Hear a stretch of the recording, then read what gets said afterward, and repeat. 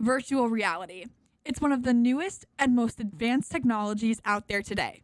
You've probably heard of this technology before, but if not, according to the Oxford Languages, it can be defined as images and sounds created by a computer that seem almost real to the user, who can interact with them by using sensors. Not only has this technology developed and advanced over the years, but it has evolved in terms of the usage and application that it provides. VR isn't all fun and games. The technology is now being used in healthcare to treat things like anxiety, depression, PTSD, along with other things.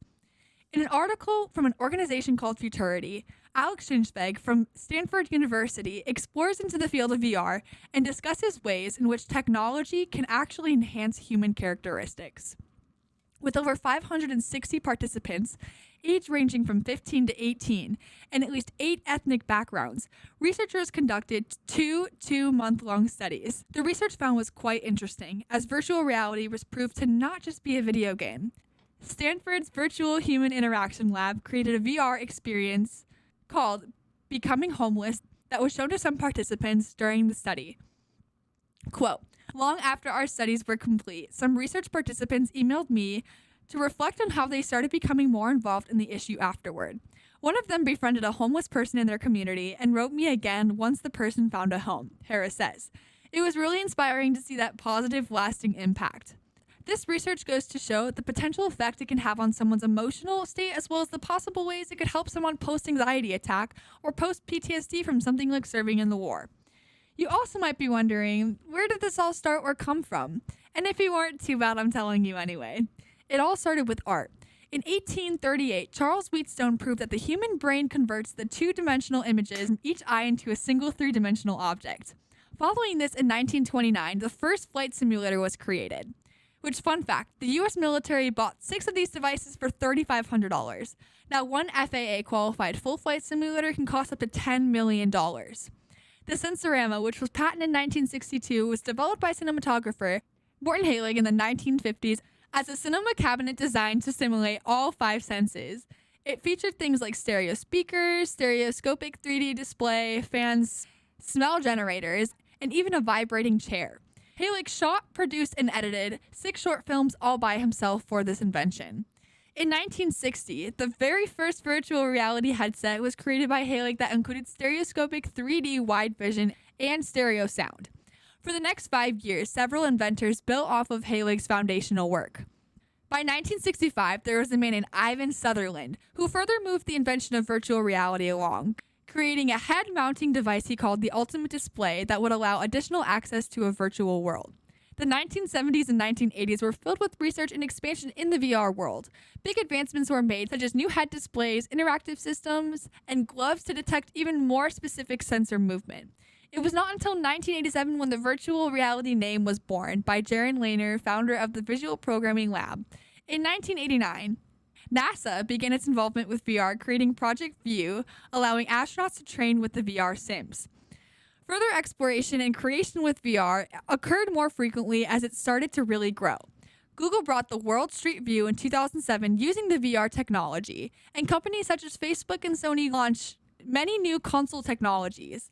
In 2018, standalone VR took over, meaning no computer or no phone needed to work. Standalone systems were on the go, more affordable, and most popular. Leading to now, one of the most latest and greatest VR technologies is the VRHO X3. As much as I would love to demonstrate it, this device is currently priced at $1,990, which is just not quite in the budget at the moment. I can tell you about this product and highlight all of the amazing features. VRHO's first device, the VRHO XR Developer Edition, was released into the market in December of 2019. The third generation products, the VRHO XR3 and VR3, were launched for the public in December of 2020. According to the VRHO website, these professional-grade headsets will transform the way you train, create, and learn to make high performance a natural part of any immersive workflow. Some major points highlighted on the website. First is the full-frame bionic display. There's a sense of realism and visibility never seen before, with the industry's highest resolution to date being over 70 ppd. On top of this, the widest field view ever being 115 degrees. Depth awareness is the Next main thing the website lists. There is precise real-time occlusion and true-to-life lighting, reflections, and shadows achieved with LiDAR and stereo RGB video pass-through. The next main thing is the integrated eye and hand tracking. At 208C, this VR setup has the most up-to-speed and most precise integrated eye tracking. On top of this, there's inside-out tracking, leaving room for more flexibility. Next, there's the perfect comfort aspect. The 3-point precision, fitting headband, active cooling, and ultra-wide optical design ensures comfortable VR use even when wearing it for hours on end. The last main point that the website talks about is the complete software compatibility. There is a broad range of industrial 3D software engraved with a very reliable engine. While the VR and film industries are starting to collaborate, there are some obstacles in doing so. Justin Denton, the executive technical director of Here Be Dragons, talks about this adversity saying, "While I actually have more control with the piece, I have a little bit less control over making sure I know my audience is looking where I want them to look. This is a main component and issue films are working through, figuring out the correspondence between the viewer, screen, and advanced technology to ensure optical storytelling is not the easiest thing to do." As I talked about earlier, VR also facilitates in the medical field in many different aspects. Not only does it help train people working in healthcare, but with mental health as well. Clinical therapist Lisa Legenstein talks about mental health conditions and how they can be treated by VR. Number one being addictive disorders, in the way that VR helps curb addiction by helping to give healthy alternatives. Number two, PTSD, in terms of presenting stimuli that walks people through where they can feel healing, allowing them to have a different response with positive coping mechanisms. Number three being anxiety, where people can imagine seeing something other than fear and anxiety, building confidence. It's crazy to think that this high-tech, complex virtual reality industry all stemmed from one guy analyzing the dimensions of a painting. Virtual reality's evolution is quite fascinating, and there is still so much more discovery to come. It's only 2022, so you can imagine the development of VR by 2070, which hopefully we will all be alive to see.